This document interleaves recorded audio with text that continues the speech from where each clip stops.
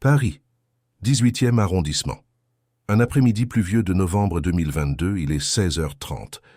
Dans un petit appartement de la rue Custine, à quelques pas du tumulte de Montmartre, une fillette de 5 ans nommée Chloé tient dans sa main un vieux disque vinyle. La pochette est usée, l'image de Dalida est presque effacée. La musique s'arrête.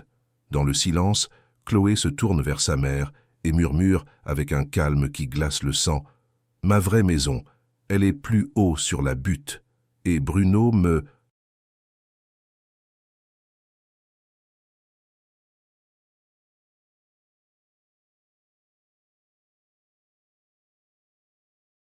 Manque, il faut que je retourne chanter à l'Olympia. Oubliez tout ce que vous croyez savoir sur la mémoire et l'enfance. Dans les prochaines minutes, vous allez reconnaître comment l'esprit d'une icône a pu, selon certains, se manifester à travers une enfant, grâce à 3 signes concrets qui défient toute explication. Un accent impossible à imiter, la localisation d'un objet intime que même les biographes ignoraient, et un secret occulte que Dalida pensait avoir emporté dans sa...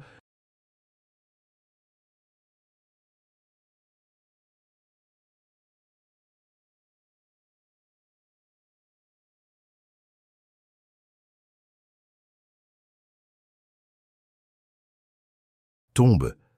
Mais comment une fillette qui ne connaît que les comptines pourrait-elle détenir les clés de la vie privée d'une star internationale? Le problème n'est pas de savoir si c'est possible. Le problème est que les preuves s'accumulent. La douleur que partagent ceux qui ont perdu un proche, c'est ce silence, cette absence de réponse. La cause cachée de ce mystère pourrait résider dans un mécanisme que les chercheurs qui suivent Chloé ont baptisé l'archive fantôme de Montmartre.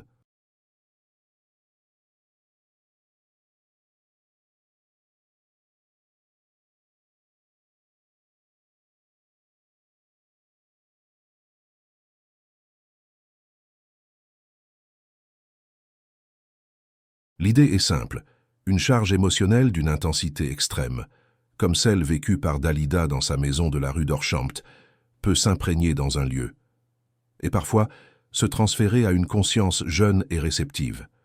Une théorie poétique, mais jusqu'ici invérifiable. Sauf qu'avec Chloé, tout change. Presta attention. Le premier vestige est sa voix. Le deuxième est un nom, Orlando, le frère de Dalida, le gardien du temple, qui va passer du scepticisme à la stupéfaction. Le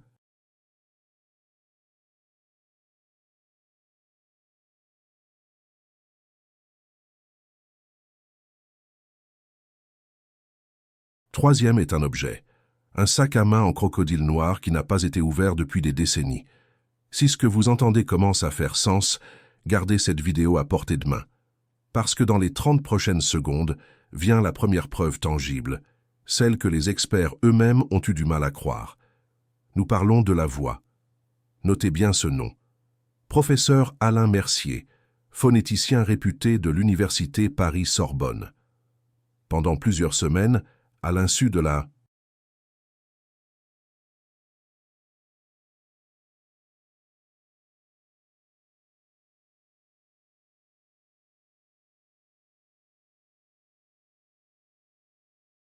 fillette, les parents ont enregistré les conversations de Chloé. Ces bandes audio, totalisant plus de 17 heures, ont été soumises à l'analyse du professeur Mercier. Son rapport, un document de 12 pages que nous avons pu consulter, est formel et glacial. Dans une note audio jointe au dossier, sa voix est sans appel. Ce n'est pas une imitation, c'est une restitution. Il poursuit. L'enfant ne se contente pas de reproduire la mélodie de l'accent de Dalida. Elle utilise des...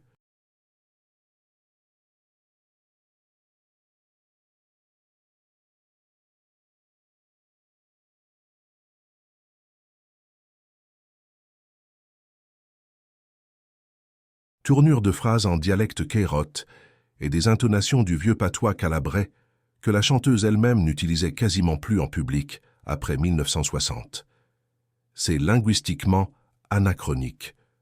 C'est comme entendre parler un Parisien de la belle époque dans le métro aujourd'hui. C'est impossible. Mais comment prouver que ce n'est pas un talent exceptionnel pour l'imitation, une mémoire auditive prodigieuse? Le doute est légitime. C'est là qu'intervient le deuxième vestige, une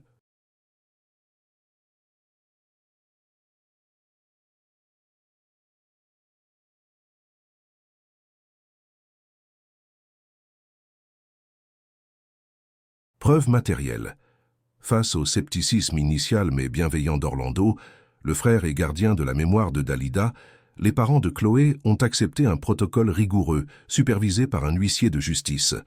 On a présenté à la fillette une série de 10 photographies de robes de scène de la chanteuse, sans aucune légende. Chloé les a regardées une par une, avec le sérieux d'un expert. Puis, sans une once d'hésitation, son petit doigt s'est posé sur une robe blanche, entièrement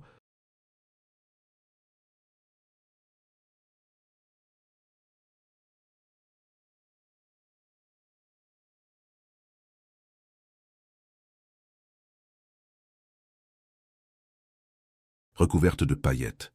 Sa voix était calme, presque factuelle. Celle-là. Il manque un bouton de nacre derrière, juste au niveau du cou. Il est tombé dans la loge numéro 3, à l'Olympia, le soir de la première en 74. Je l'ai senti tomber. Alors je l'ai ramassé et je l'ai glissé dans la doublure de mon sac à main, celui en crocodile noir, pour le faire recoudre plus tard. Segura Isso. Une date précise. 1974.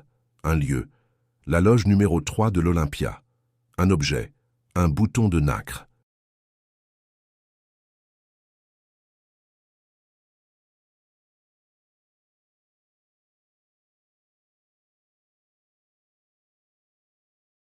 Et surtout une cachette, la doublure d'un sac à main spécifique. Le service des archives de la célèbre salle de spectacle a été contacté. Les registres de l'époque confirment bien la date et la loge assignée à Dalida pour sa rentrée cette année-là. Mais le sac, lui, fait partie de la collection privée de la famille, conservée dans un coffre. Jusqu'à ce jour, personne n'avait jamais songé à en inspecter la doublure. Pourquoi l'aurait-on fait? Le scepticisme commençait à se fissurer.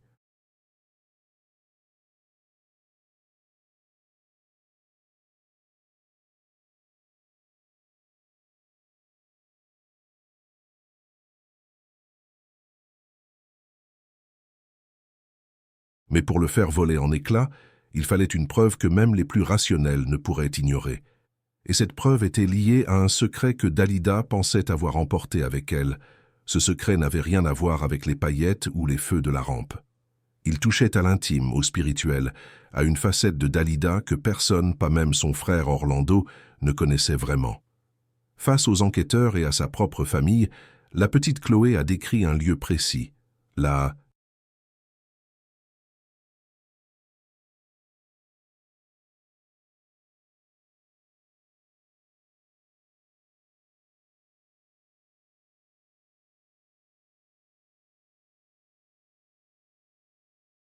maison de la rue d'Orchamps. Mais elle n'a pas parlé des disques d'or ou des souvenirs de tournée. Non. D'une voix posée, elle a dit « Derrière la grande bibliothèque en bois dans ma chambre, il y a une fissure dans le mur. J'y ai caché une carte. L'impératrice. Une femme au Caire me l'a donnée, elle a dit qu'elle me protégerait. » Un silence s'est installé dans la pièce. Pensez-y une seconde. Ce n'est pas une information qu'on trouve dans une biographie ou un documentaire. C'est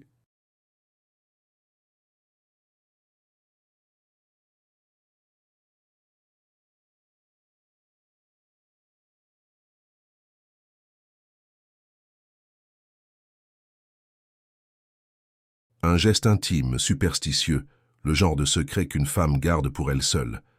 Comment une fillette de 5 ans pouvait-elle connaître ce détail? Le docteur Lefebvre, le psychologue suivant le cas, a noté dans son carnet « L'hypothèse de la contamination par des informations extérieures devient statistiquement improbable. » L'argument du hasard s'effritait, mais il manquait encore une signature, une preuve qui lierait directement la conscience de la fillette à la main de Didi Santo.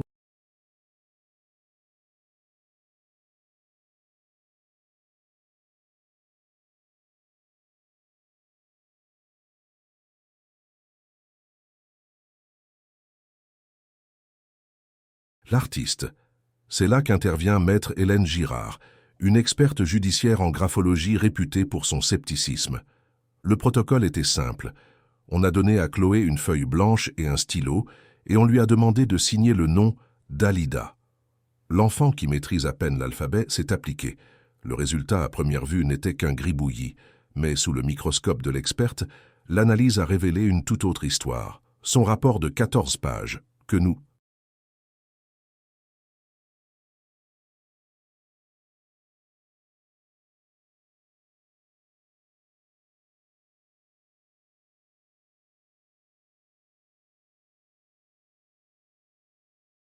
avons pu consulter est formelle. La morphologie est enfantine, évidemment, mais la dynamique du tracé, la pression spécifique exercée sur le D initial et la boucle finale du A présentent plus de 12 points de concordance gestuelle avec la signature de la chanteuse entre 1972 et 1975. C'est ce que nous appelons une signature spectrale, l'intention d'un adulte dans la main d'un enfant. L'accent, le bouton, la carte de tarot et maintenant l'écriture. La somme de ces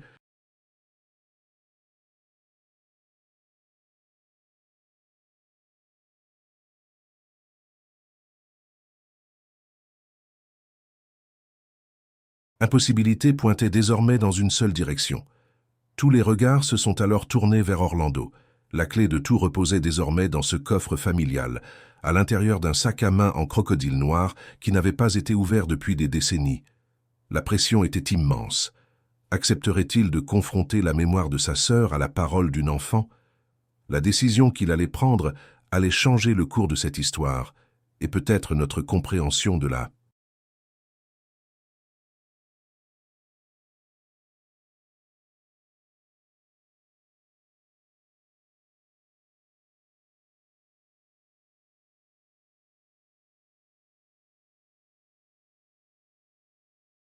mémoire elle-même. Orlando n'était pas un homme facile à convaincre. Pour lui, la mémoire de sa sœur était un temple, et il en était le gardien intransigeant. Ouvrir ce sac, c'était comme profaner une relique. Pendant des semaines, il a refusé. Il a parlé de respect, de dignité, de l'absurdité de soumettre l'héritage de Dalida aux divagations d'une enfant. Mais les preuves s'accumulaient. Le rapport du phonéticien, l'analyse graphologique, la pression silencieuse des faits devenaient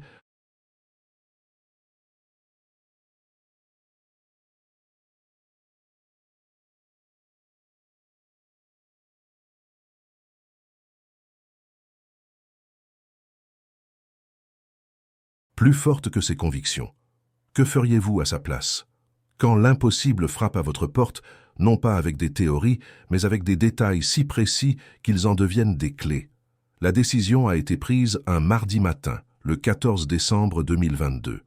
Orlando a convoqué les parents de Chloé, le docteur Lefebvre et maître Girard dans un petit salon privé. L'atmosphère était électrique. Sur une table en acajou, le fameux sac en crocodile noir attendait. Il n'avait pas vu la lumière du jour.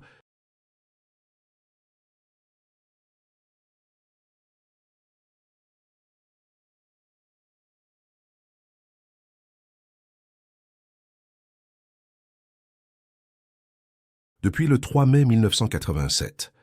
Pour garantir l'intégrité de l'objet, un artisan maroquinier du faubourg Saint-Honoré, M. Dubois, a été appelé. Sa mission, découdre la doublure en soie sans l'endommager. Chaque geste était lent, mesuré. Le seul son dans la pièce était le frottement sec du fil sur le tissu usé. Personne ne parlait, personne n'osait respirer. Les minutes semblèrent des heures. Puis, la main de l'artisan s'est arrêtée.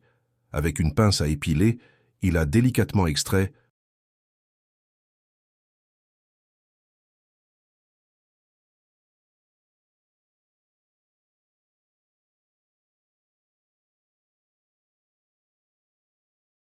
quelque chose de l'interstice entre la soie et le cuir. Il l'a déposé sur un carré de velours blanc. Un silence total. C'était un petit bouton de nacre, de 8 mm de diamètre, jauni par les décennies. Il correspondait exactement au type de bouton utilisé sur la robe de scène de 1974. Le docteur Lefebvre a sorti une photo macro de la robe, montrant l'emplacement vide au niveau du cou. La correspondance était parfaite. Orlando a fixé l'objet, le visage impassible, mais ses mains,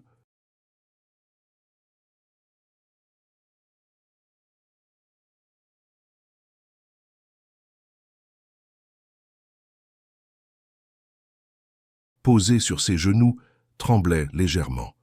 Ce n'était plus une histoire. Ce n'était plus une coïncidence. C'était un fait, matériel, tangible, posé là, sur ce velours blanc. La première serrure venait de sauter. Mais rappelez-vous, Chloé avait parlé de 2 secrets. Le bouton n'était que le premier. Le second, bien plus intime et plus dérangeant, attendait toujours, scellé quelque part derrière un mur, dans la maison de la rue d'Orchamps. La découverte du bouton ne faisait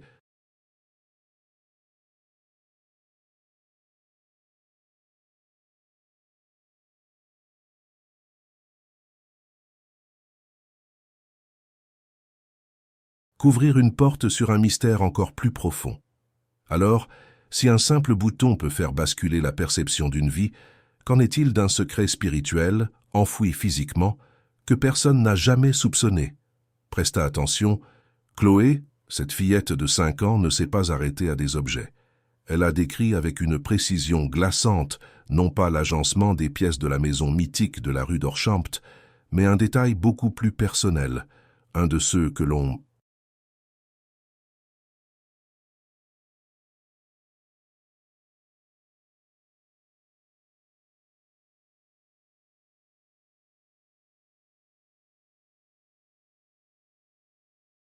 ne confie à personne. Dans ma chambre, derrière la bibliothèque en bois sombre, il y a une petite fissure dans le mur.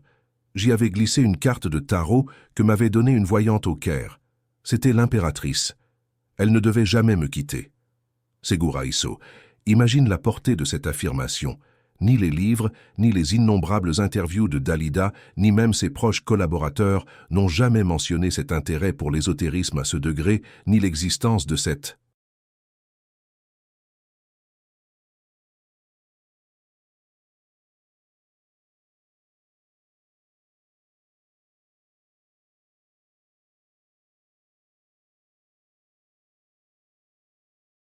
objet précis. Comment une enfant née à Paris en 2017 aurait-elle pu inventer un tel détail si spécifique, si intime, et pourtant si cohérent avec l'image d'une Dalida en quête spirituelle, comme le suggère la préface de sa biographie non autorisée par Alain Vaudrasca? C'est le genre de micro-détail qui, dans une enquête, fait toute la différence. Le docteur Lefebvre, le psychologue pour enfants qui suit le cas, avait d'abord soulevé une objection pertinente. Chloé aurait pu être exposée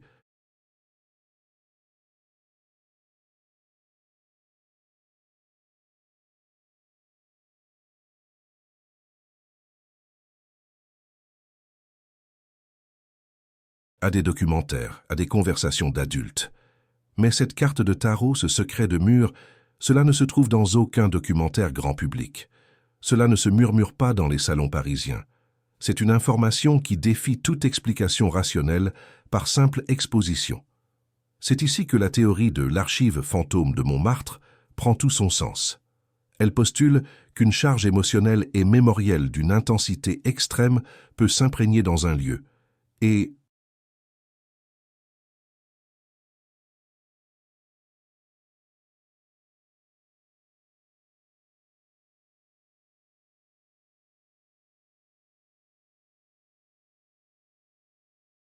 parfois se transférer à une conscience jeune et réceptive.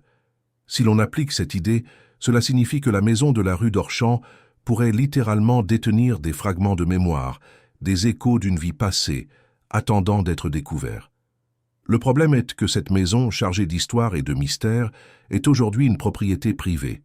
Accéder à un tel lieu pour vérifier une fissure derrière une bibliothèque, sur la base des dires d'une fillette, relève du défi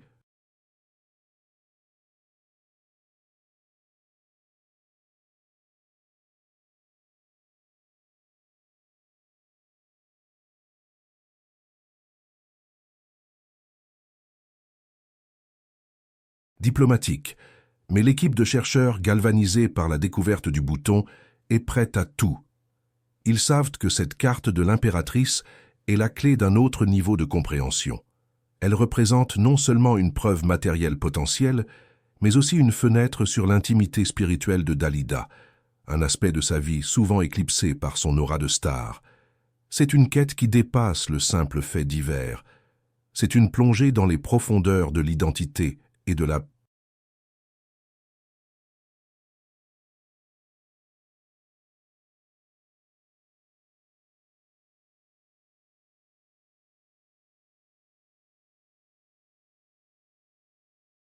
mémoire. Et alors, cette quête va les mener à une confrontation inattendue. Préparez-vous à une révélation qui va recontextualiser tout ce que nous pensions savoir sur Dalida. La démarche pour approcher les propriétaires actuels de la maison de la rue d'Orchampt s'avère être un véritable parcours du combattant. On ne frappe pas à la porte d'une telle demeure en demandant de vérifier un mur sur la base des souvenirs d'une enfant de 5 ans. La première tentative, via un courrier,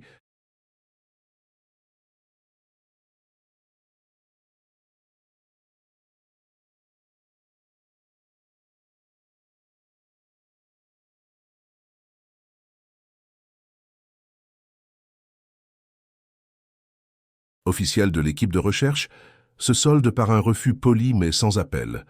La vie privée, explique-t-il par l'intermédiaire de leur notaire, est un sanctuaire. Pour eux, cette maison n'est pas un musée, c'est un foyer. Le doute s'installe dans l'équipe. Et si c'était la fin de la piste? Mais c'est sans compter sur la ténacité d'Orlando. Profondément ébranlé par la découverte du bouton de nacre, il décide de s'impliquer personnellement. Il obtient un rendez-vous, pas avec les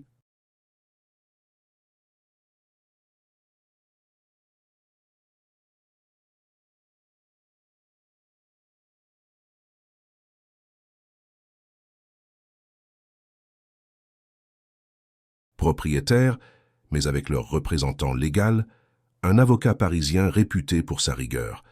La rencontre a lieu un mardi matin, au 17 rue de Rivoli. Orlando n'y va pas avec des supplications, mais avec des preuves.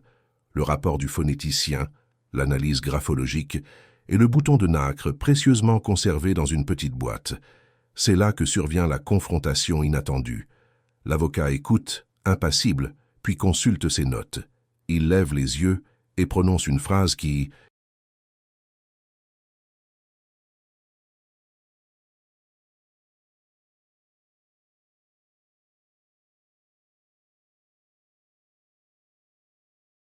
fait l'effet d'une bombe. Mes clients ont fait d'importants travaux de rénovation en 2003. La chambre en question a été entièrement réaménagée. La bibliothèque dont vous parlez, cette grande bibliothèque en bois sombre, a été démontée et vendue. Le mur derrière a été décapé, traité contre l'humidité et repeint. S'il y avait une fissure, elle n'existe plus depuis près de 20 ans. Un silence glacial s'installe. C'est un échec. La preuve matérielle ultime est potentiellement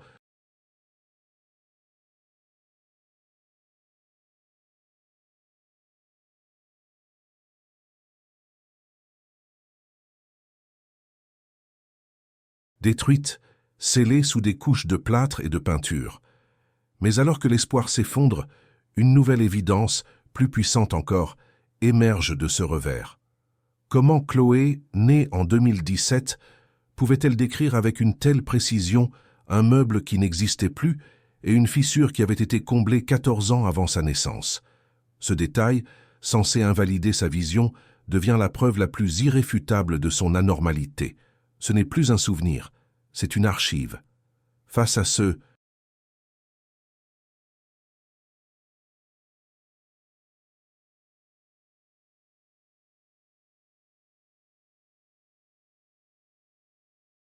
paradoxe, l'avocat reste pensif. Il transmet ce nouvel élément à ses clients. L'argument les touche. La logique de l'invraisemblable est plus forte que leur désir de tranquillité. 3 jours plus tard, le téléphone sonne. Ils acceptent. Mais les conditions sont strictes. Une seule visite limitée à 2 heures. L'équipe sera accompagnée par un huissier de justice et un architecte expert en bâtiments anciens. Leur mission, ne pas chercher une fissure visible, mais la trace spectrale.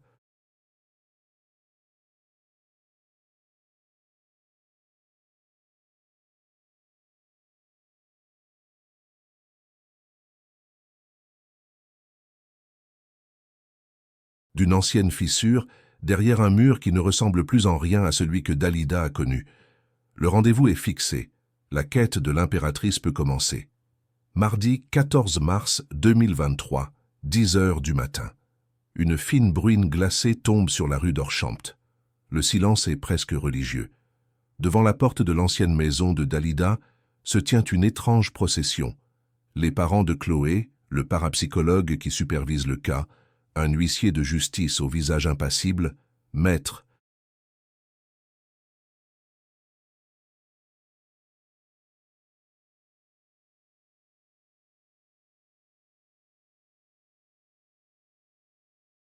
Corbin est un architecte du patrimoine. Monsieur Duval, un homme pragmatique dont le regard balaye déjà la façade, cherchant les cicatrices du temps. Chloé, elle, serre la main de sa mère. Elle ne dit rien. Elle observe la porte comme si elle attendait qu'on lui ouvre une porte familière. La porte s'entr'ouvre. Les propriétaires actuels, un couple de quinquagénaires, les accueillent avec une courtoisie tendue.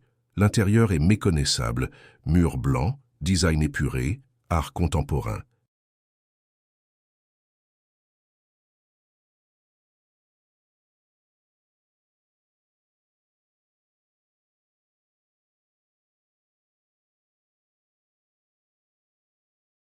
Toute trace visible de l'époque de la chanteuse a été effacée. Comment retrouver un souvenir dans un lieu qui a perdu la mémoire? L'équipe monte au premier étage, dans la pièce qui fut sa chambre.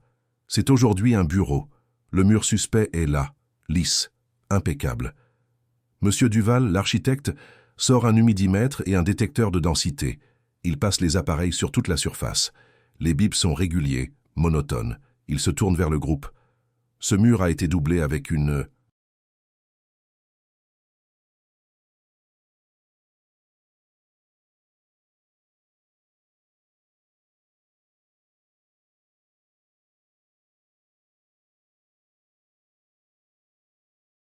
Plaque de plâtre sur ossature métallique, probablement dans les années 90. Derrière, il y a le mur porteur d'origine.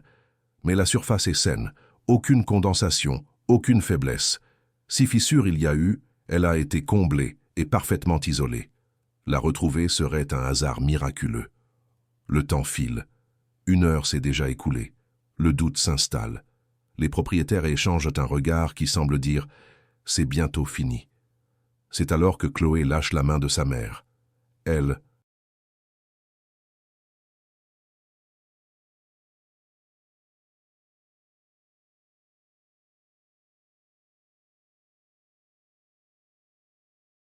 s'approche du mur, lentement.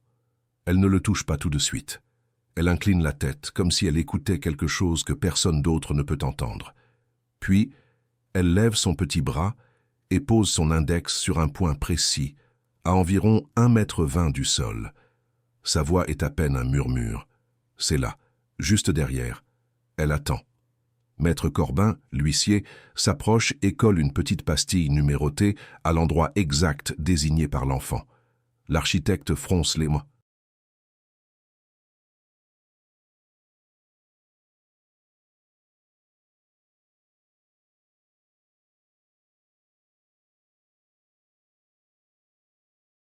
Sourcils.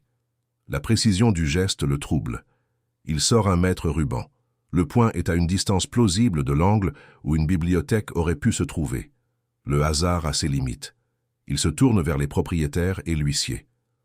Avec votre permission, il existe un moyen. Une inspection par microcaméra. Il suffit d'un trou de 8 mm. C'est la seule façon de voir ce qui se cache derrière ce plâtre. Le silence dans la pièce est total, seulement brisé par la respiration.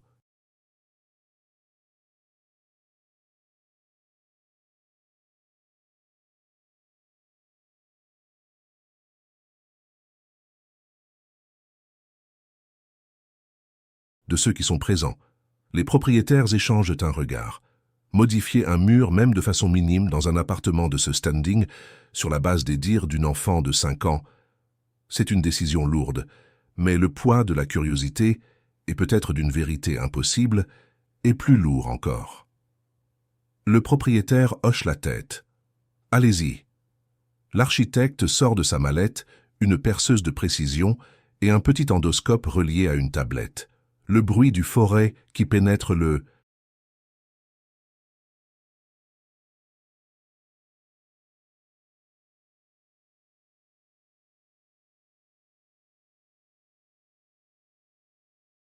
Plâtre est étonnamment discret. Un sifflement aigu qui semble concentrer toute l'attention de la pièce. Une fine poussière blanche tombe sur le parquet. En moins de 30 secondes, l'opération est terminée. L'architecte insère la fibre optique de la caméra dans la minuscule ouverture. Sur l'écran de la tablette, des images confuses apparaissent, l'obscurité, des lattes de bois, l'isolation d'époque. Il manœuvre doucement la sonde, balayant l'espace confiné. La caméra pivote vers le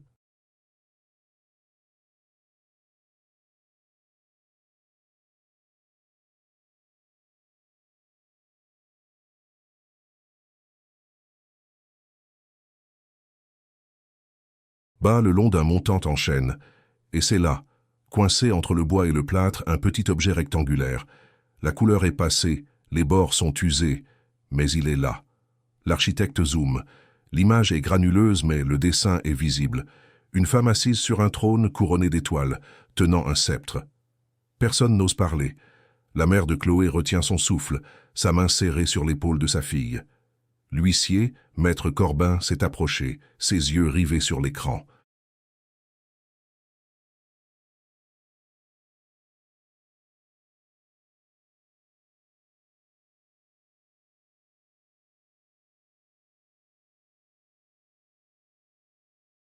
Il murmure un seul mot, comme une confirmation pour lui-même. L'impératrice, le psychologue, le docteur Lefebvre, qui observait en retrait, s'avance à son tour.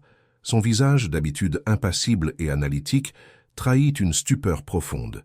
Ceci n'est plus de la psychologie infantile. Ce n'est plus une histoire de mémoire subliminale ou d'influence parentale. Un objet, dont seule Dalida connaissait l'existence et l'emplacement, vient de réapparaître après plus de 40 ans, désigné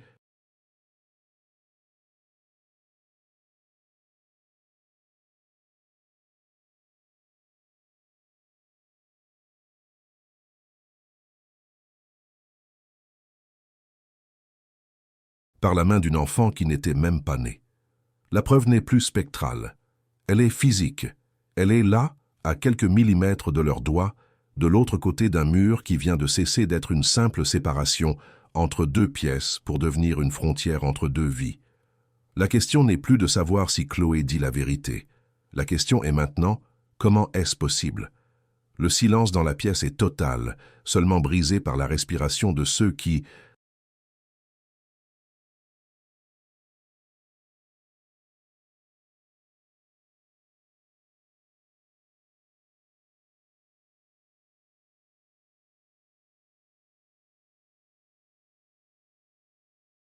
sont présents. Les propriétaires échangent un regard. Modifier un mur, même de façon minime, dans un appartement de ce standing est une décision. Mais ce n'est plus une question d'immobilier, c'est une question d'histoire. Ce n'est plus seulement l'histoire d'une fillette, mais la réécriture de celle d'une icône. Le cas Chloé a forcé la création d'un protocole d'étude unique, l'archive fantôme, pour enquêter sur ses mémoires qui défitent le temps. Nous avons résumé la méthode dans un